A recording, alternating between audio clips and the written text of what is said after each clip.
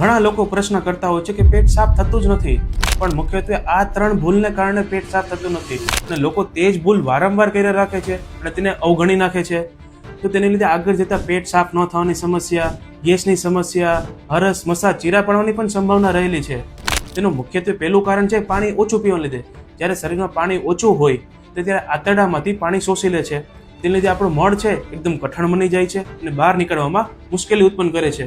બીજું કારણ છે ફાઇબરયુક્ત ખોરાક ઓછો ખાવાને લીધે. તો ફાઇબર છે તે આપણે આંતરડાની ગતિવિધિને ઝડપી બનાવે છે. જો શરીરમાં ફાઇબર ઓછું હશે તો મળ ધીમે ધીમે આગળ વધશે.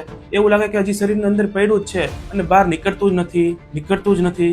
ત્રીજું કારણ છે કે આપણે એકને એક જગ્યાએ બેસી રહેવાની આદત, જેને લીધે આપણી બોડીની મુવમેન્ટ છે તે એકદમ ઘટી જાય છે. તેને લીધે કુદરતી જે આંતરડાની મુવમેન્ટ છે તે પણ ઘટી જાય છે. તેને લીધે પાચનની પ્રક્રિયા પણ ધીમી પડી જાય છે.